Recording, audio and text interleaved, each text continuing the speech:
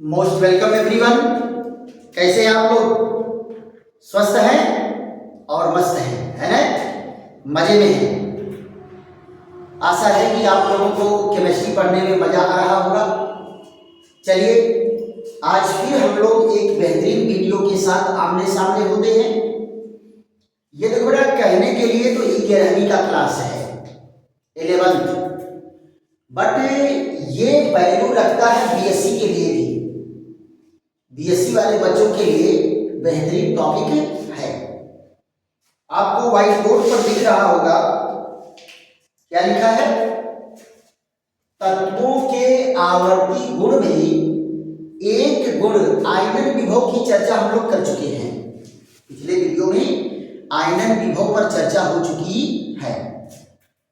आज हम लोगों की चर्चा किस पर चलेगी?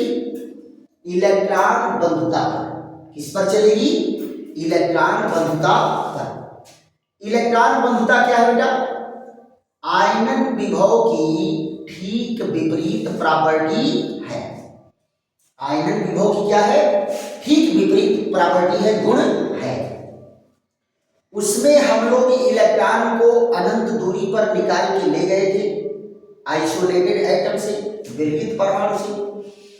इसमें क्या होता है कि विलगित परमाणु में अनंत दूरी से इलेक्ट्रॉन ग्रहण कराते हैं। याद करो, आयनन विभव में इलेक्ट्रॉन निकालने में ऊर्जा खर्च हुई थी, यूज हुई थी। और इसमें क्या होगा? एनर्जी रिलीज होगा, एनर्जी गेन होती है। इसीलिए इनको एक और नाम दिया जाता है, इलेक्ट्रॉन लब्धि ऊर्जा। क्या नाम देते हैं? इलेक्ट्रॉन लब्धि ऊर्जा, या इसको क्या कहेंगे? Electron gain energy. क्या कहते हैं? इलेक्ट्रॉन गेन एनर्जी कहते हैं। तो आप यहां जरा देखो, क्या कहा गया कि किसी विलगित परमाणु के बाह्यतम कोश में, किसी विलगित परमाणु के बाह्यतम कोश में अनंत दूरी से, कहां से? अनंत दूरी से एक इलेक्ट्रॉन ले आकर प्रवेश कराने में जो ऊर्जा मुक्त होती है, उस ऊर्जा को क्या कहते हैं? इलेक्ट्रॉन अफिनिटी कहते हैं। क्या कहेंगे? इलेक्ट्रॉन अफिनिटी कहेंगे। अब आप जरा यहां ध्यान दो, वहां जो एनर्जी यूज हो रही थी, उस एनर्जी को हम लोग किस रूप में लिखे थे? पॉजिटिव में। और जो एनर्जी रिलीज होगी उसको किस में लिखते हैं? नेगेटिव में। किस में लिखते हैं? नेगेटिव में। तो जरा इसका डिफिनीशन देख लेते हैं, इसकी परिभाषा क्या है। तो क्या कहेंगे? किसी तत्व के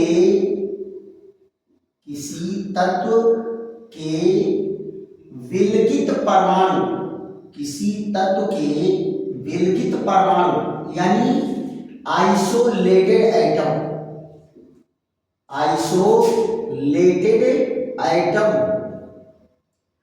के बाह्यतम कोश में, बाह्यतम कोश में, बाह्यतम कोश में अनंत दूरी से, अनंत दूरी से इलेक्ट्रॉन ले आकर, इलेक्ट्रॉन ले आकर प्रवेश कराने में, प्रवेश कराने में जो ऊर्जा मुक्त होती है, जो ऊर्जा मुक्त होती है, उसे उस तत्व के परमाणु की इलेक्ट्रॉन बंधुता कहते हैं, इलेक्ट्रॉन बंधुता कहते हैं। क्या कहे बेटा, किसी तत्व के विलगित परमाणु के बाह्यतम कोश में अनंत दूरी से इलेक्ट्रॉन ले आकर प्रवेश कराने में जो ऊर्जा मुक्त होती है उसे उस तत्व का के परमाणु की इलेक्ट्रॉन बंधुता कहते हैं। यहां जरा देखो, इलेक्ट्रॉन बंधुता क्या है, अनंत दूरी से एक इलेक्ट्रॉन बाह्यतम कोश में प्रवेश कराने में जो ऊर्जा निकली वो क्या है, इलेक्ट्रॉन बंधुता है, इलेक्ट्रॉन अफिनिटी है। पक्का? तो ये आप जान ले। अब आप जरा यहां ध्यान दो, इलेक्ट्रॉन बंधुता में होता क्या है। अगर मान लो एक नहीं कई इलेक्ट्रॉन अगर ग्रहण हो रहे हैं तब क्या होगा। तो यहां जरा देखिए, प्रथम इलेक्ट्रॉन बंधुता, द्वितीय इलेक्ट्रॉन बंधुता, तृतीय इलेक्ट्रॉन बंधुता कहलाएगा। पहले इलेक्ट्रॉन को ग्रहण करने में जो ऊर्जा मुक्त हुई प्रथम इलेक्ट्रॉन बंधुता, दूसरे इलेक्ट्रॉन को ग्रहण करने में जो मुक्त हुई द्वितीय इलेक्ट्रॉन बंधुता, तीसरे इलेक्ट्रॉन को ग्रहण करने में जो मुक्त हुई तृतीय इलेक्ट्रॉन बंधुता। यहां जरा ध्यान दो, मान लो ये नाइट्रोजन का परमाणु है, एक इलेक्ट्रॉन ग्रहण किया तो क्या हो गया, 1 नेगेटिव। इसमें जो एनर्जी रिलीज हुई Q1 किलो कैलोरी पर मोल। अब यहां जरा देखिए, इसको क्या कहेंगे, फर्स्ट इलेक्ट्रॉन अफिनिटी, ये -Q1 किलो कैलोरी पर मोल। यहां पर जरा देखिए, ये है, यहां क्या होगा, इसमें जो एक इलेक्ट्रॉन और ग्रहण किया तो 2 ऋण आवेश आ गया।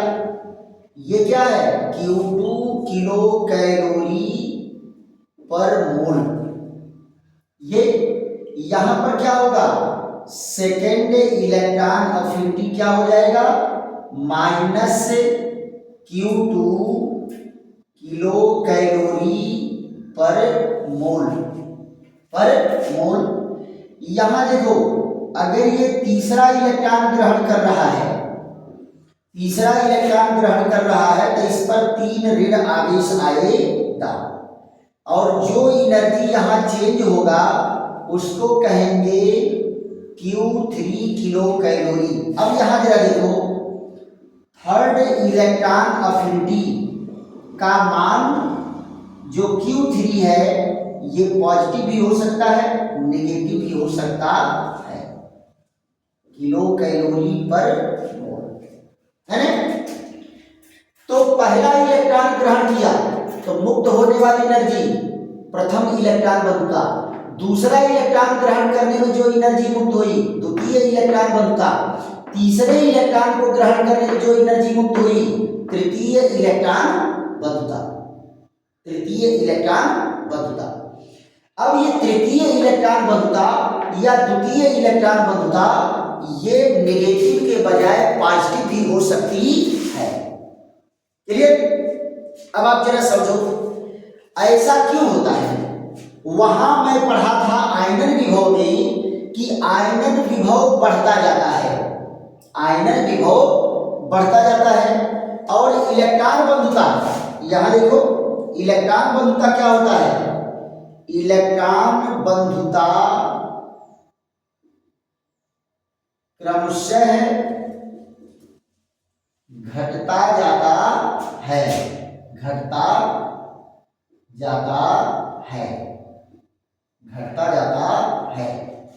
क्योंकि कारण इसका क्या है, जब परमाणु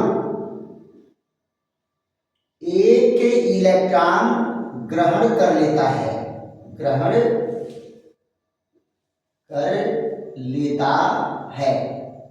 इलेक्ट्रॉन ग्रहण कर लेता है तो ऋणायन बन जाता है। ऋणायन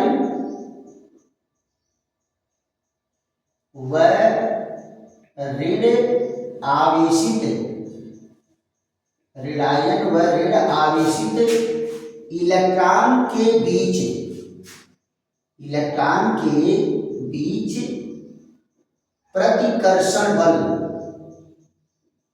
प्रतिकर्षण बल कार्य करता है, जिससे कुछ ऊर्जा, जिससे कुछ ऊर्जा प्रतिकर्षण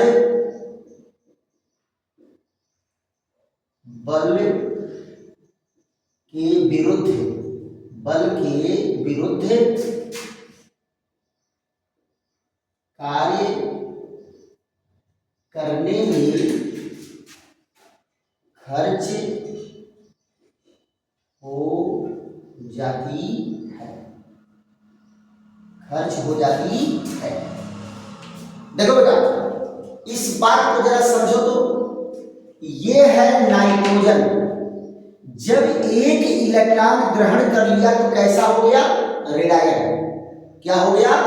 ऋणायन हो गया। अब जरा बताओ, दूसरा इलेक्ट्रॉन जब आएगा तो ये भी ऋण और ये भी ऋण। अब ऋण ऋण में बल कौन सा लगेगा? प्रतिकर्षण बल लगेगा। तो क्या ये इलेक्ट्रॉन आसानी से इसके पास आ पाएगा? है?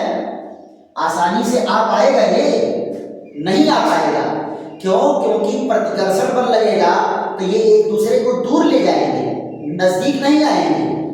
अब इनको नजदीक ले आना है तो आप जरा बताओ, जब जबरदस्ती करोगे तो बल लगाना पड़ेगा, नहीं लगाना पड़ेगा? और जब बल लगाना पड़ेगा तो एनर्जी खर्च होगी। अब मान लो, मानना है, सपोज करना है, मान लो पहले इलेक्ट्रॉन को ग्रहण करने में 100 किलो कैलोरी एनर्जी रिलीज हुई, तो दूसरा इलेक्ट्रॉन ग्रहण करने में भी तो 100 किलो कैलोरी ऊर्जा मुक्त होगी। लेकिन 100 किलो कैलोरी ऊर्जा में से 70 किलो कैलोरी ऊर्जा या 80 किलो कैलोरी ऊर्जा खर्च हो जा रही है प्रतिकर्षण बल के विरुद्ध कार्य करने में। तो बचा कितना? 30 ने। तो यहाँ 100 किलो कैलोरी निकला, यहाँ 30 किलो कैलोरी निकला। तो इलेक्ट्रॉन बंधुता घट गया कि नहीं घट गया? प्रथम इलेक्ट्रॉन बंधुता से द्वितीय इलेक्ट्रॉन बंधुता घट गया। अब तीसरे के लिए आ जाओ, इस पर 2 ऋण आवेश हो गया। अब यहां इलेक्ट्रॉन आ रहा है तो इसके द्वारा इस पर लगने वाला प्रतिकर्षण बल और ज्यादा बढ़ जाएगा कि नहीं बढ़ जाएगा? अब प्रतिकर्षण बल बढ़ेगा तो इसको प्रवेश कराने में और ज्यादा एनर्जी खर्च होगी, और ज्यादा एनर्जी खर्च होगी। तो मान लो यहां भी निकलने वाली एनर्जी कितना है? 100 किलो कैलोरी है, और खर्च होने वाली एनर्जी क्या है? 115 किलो कैलोरी हो जाए, 120 किलो कैलोरी हो जाए। तो आप जरा बताओ, मिल रहा है 100, खर्च हो रहा है 120, तो 20 किलो कैलोरी एनर्जी आपको एक्स्ट्रा खर्च करनी पड़ी कि नहीं करनी पड़ी? तो अगर एक्स्ट्रा एनर्जी देना पड़ेगा तो ये पॉजिटिव हो जाएगा। और अगर मान लो 100 तो रिलीज हुआ, 95 यूज हुआ, 95 यूज हुआ, तो 5 बचा, तो वो निगेटिव होगा। तो थर्ड इलेक्ट्रॉन अफिनिटी या सेकंड इलेक्ट्रॉन अफिनिटी पॉजिटिव भी हो सकती है। तो क्या कहेंगे यहां जरा देखो, फर्स्ट इलेक्ट्रॉन अफिनिटी से कम है कौन? Second electron affinity. और सेकंड इलेक्ट्रॉन अफिनिटी से कम कौन है? Third electron affinity. यानी इलेक्ट्रॉन बंधुता क्रमशः घटता जाता है due to repulsion between negative ion and negatively charge electron.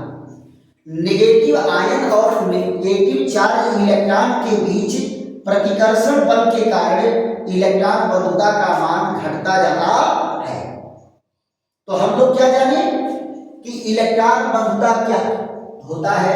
प्रथम इलेक्ट्रॉन बंधुता, द्वितीय इलेक्ट्रॉन बंधुता, तृतीय इलेक्ट्रॉन बंधुता क्या है, और इलेक्ट्रॉन बंधुता का मान घटता है तो क्यों घटता है, इस पर हमारी आपकी चर्चा हुई। अब बेटा हम लोगों का क्या होगा, प्रभावित करने वाले कारक, प्रभावित करने वाले कारक। देखो बेटा बस ये परिभाषा देना है, डेफिनेशन, ये फिगर बनाना है, इसको देना है, ये लिखना है। ये आपका लगभग मान चलिए 3 नंबर का क्वेश्चन आपका बनता है, राइट। अब जो है प्रभावित करने वाले कारक, जैसे आयनन विभव पढ़े थे प्रभावित करने वाले कारक, वैसे इसमें भी प्रभावित करने वाले कारकों को पढ़ना है।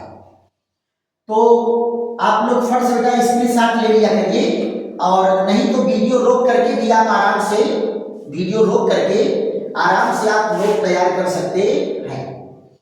तो प्रभावित करने वाले कारक भी बेटा वही कारक है जो आयनन विभव को प्रभावित किया, और वही इसको भी प्रभावित करेगा, लेकिन थोड़ा सा प्रेजेंट करने का तरीका इसमें बदल जाता है। तो एक बार हम लोग उसको फिर से देख लेते हैं। और यहाँ क्या होगा, आपको जैसे मैं बताया था कि अस्थाई इलेक्ट्रॉनिक विन्यास है तो वो आसानी से इलेक्ट्रॉन नहीं निकलता, तो आयनन विभव बढ़ जाता है। और ये क्या करेगा, आसानी से इलेक्ट्रॉन ग्रहण नहीं करेगा। अस्थाई इलेक्ट्रॉनिक विन्यास होगा तो ये आसानी से इलेक्ट्रॉन ग्रहण नहीं करेगा, तो यहाँ इलेक्ट्रॉन बंधुता घट जाएगी। तो यहाँ जरा देख लो क्या कहेंगे, प्रभावित करने वाले कारक, प्रभावित करने वाले कारक, प्रभावित करने वाले कारक। तो पहला कौन है, नाभिकीय आकर्षण बल, नाभिकीय आकर्षण बल, नाभिकीय आकर्षण बल, जिसको क्या कहते हैं, न्यूक्लियर फोर्स, न्यूक्लियर फोर्स, नाभिकीय आकर्षण बल। क्लियर। तो क्या कहेंगे, इलेक्ट्रॉन बंधुता, इलेक्ट्रॉन बंधुता नाभिकीय आकर्षण बल, नाभिकीय आकर्षण बल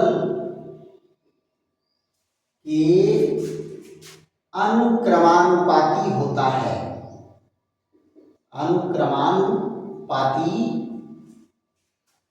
होता है, अनुक्रमानुपाती होता है।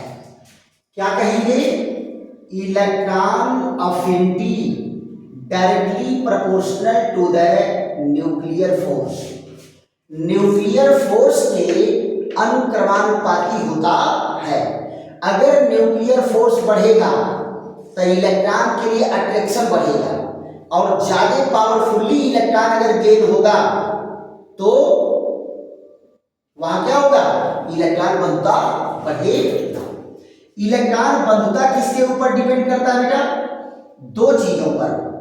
पहला क्या है, प्रोटॉनों व इलेक्ट्रॉनों की संख्या पर, प्रोटॉनों व इलेक्ट्रॉनों की संख्या पर। तो क्या होता है बेटा, इलेक्ट्रॉन बंधुता, इलेक्ट्रॉन बंधुता, इलेक्ट्रॉन बंधुता नाभिक में प्रोटॉनों व बाह्य कोशों, बाह्य कोशों के इलेक्ट्रॉनों की संख्या, इलेक्ट्रॉनों की संख्या के गुणनफल के, गुणनफल के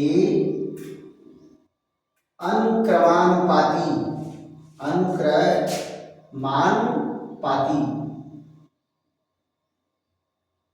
अनुक्रमानुपाती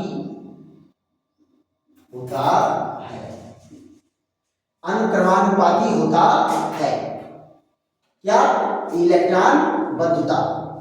अब यहां जरा देखो, इलेक्ट्रॉन बंधुता का लिखो, सबसे बढ़िया क्या होगा? नाभिकीय आकर्षण बल बहुत सुंदर होगा। नाभिकीय आकर्षण बल, नाभिकीय आकर्षण बल क्या होगा? नाभिक में प्रोटॉनों की संख्या और बाह्य कोशों में इलेक्ट्रॉनों की संख्या के गुणनफल के अनुक्रमानुपाती होता है। क्या कहेंगे बेटा? Nuclear force directly proportional to the number of proton in nucleus and number of electron in outer shell. इन दोनों की संख्याओं के गुणनफल के अनुक्रमानुपाती क्या है? Nuclear force. अब यहां क्या कहेंगे? चूंकि electron affinity proportional to nuclear force, so electron affinity proportional to nuclear force और न्यूक्लियर फोर्स प्रोपोर्शनल टू किसके है? Number of proton into number of electron, है ना? अब जरा देखो, इलेक्ट्रॉन और प्रोटॉन के गुणनफल के अनुक्रमानुपाती न्यूक्लियर फोर्स है और न्यूक्लियर फोर्स के अनुक्रमानुपाती इलेक्ट्रॉन बंधुता है। इसका मतलब क्या है कि ये दोनों अगर बढ़ेंगे तो न्यूक्लियर फोर्स बढ़ेगा और न्यूक्लियर फोर्स बढ़ेगा तो इलेक्ट्रॉन बंधुता भी बढ़ेगा। क्लियर? दूसरा हम लोगों का पॉइंट क्या है? परमाणु त्रिज्या पर। किस पर बेटा? परमाणु त्रिज्या पर। परमाणु त्रिज्या पर क्या होगा? इसको क्या कहते हैं? Atomic radius. एटॉमिक रेडियस परमाणु त्रिज्या पर। तो क्या कहेंगे? नाभिकीय आकर्षण बल, नाभिकीय आकर्षण बल, नाभिकीय आकर्षण बल क्या होता है? परमाणु त्रिज्या के वर्ग के व्युत्क्रमानुपाती होता है। व्युत्क्रमानुपाती होता है, व्युत्क्रमानुपाती होता है। क्या कहा गया? Nuclear force inversely proportional to the R square. अब यहां देखो, चूंकि nuclear force proportional to 1/r square. अब यहां देखिए, इसलिए electron affinity proportional to nuclear force, nuclear force inversely proportional to r square. देखो, त्रिज्या अगर बढ़ेगी तो नाभिकीय आकर्षण बल घटेगा और नाभिकीय आकर्षण बल घटेगा तो इलेक्ट्रॉन बंधुता भी घटेगा, है? तो ये किसके ऊपर डिपेंड किया? नाभिकीय आकर्षण बल के ऊपर निर्भर किया। फट से इसका स्क्रीनशॉट लीजिए और उसके बाद जो है हम लोग चलते हैं किस पर? अस्थायी इलेक्ट्रॉनिक विन्यास पर। दूसरा कारक कौन है? अस्थायी इलेक्ट्रॉनिक विन्यास। तो यहां जरा देखिए, फट से आप लोग स्क्रीनशॉट ले सकते हैं या वीडियो रोक करके भी आराम से आप नोट तैयार कर सकते हैं। लेकिन बेटा नोट जरूर तैयार करो। अगर नोट नहीं तैयार करेंगे, ये देखो इंटरमीडिएट नहीं बेटा, ये बीएससी में भी इससे ज्यादा आपको नहीं लिखना है। ये सब बीएससी में भी 1 पेज 2 पेज 1.5 पेज 3 पेज लिखना पड़ता है। तो आपका इलेक्ट्रॉन बंधुता जो है अगर आ गया तो बीएससी में भी आप इतना अगर दोगे तो आपका 3 पेज 4 पेज जाएगा। हाँ, तो आप इसको जो है नोट यहाँ तैयार करेंगे तो बीएससी, एमएससी, एमटेक, बीटेक हर जगह ये टॉपिक काम करने वाला है। तो सबसे पहले आप क्या पढ़ेंगे? इसमें देखेंगे कि प्रभावित करने वाला कारक नाभिकीय आकर्षण बल हो गया। दूसरा यहां जरा देखो, दूसरे पॉइंट में क्या कहा गया है, अस्थाई इलेक्ट्रॉनिक विन्यास।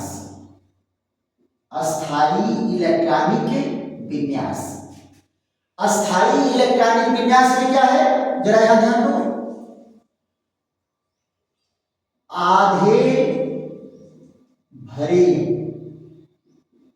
हुए उपकोष, आधे भरे हुए उपकोष व पूरा भरे हुए उपकोष, पूरा भरे हुए उपकोष, उपकोष अधिक अस्थायी होते हैं, अधिक अस्थायी होते हैं, होते हैं।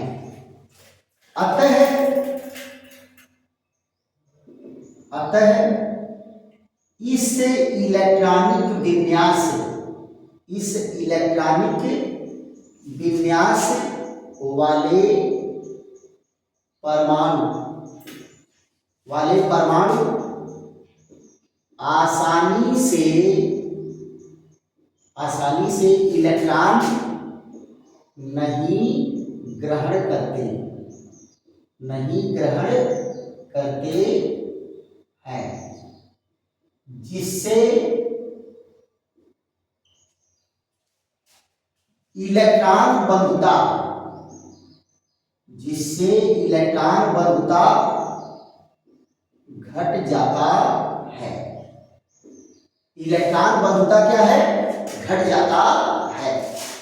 आधा भरा हुआ या पूरा भरा हुआ उपकोष अधिक अस्थायी होते हैं। अतः इस इलेक्ट्रॉनिक विन्यास वाले परमाणु आसानी से इलेक्ट्रॉन नहीं ग्रहण करते, जिससे इलेक्ट्रॉन बंधुता क्या होगा, घट जाता है। तो जरा देख लो, अस्थायी इलेक्ट्रॉनिक विन्यास वाले कौन है, ये आधा भरा हुआ है P3। देखो 3 उपकोष है, तीनों में एक एक इलेक्ट्रॉन। यहां देखो D5, इसमें D में कितने ऑर्बिटल होते हैं, 5, 1 2 3 4, 1 2 3 4 5। यहां देखिए F7 में क्या है, यहां 1 2 3 4 5 6, 1 2 3 4 5 6 7।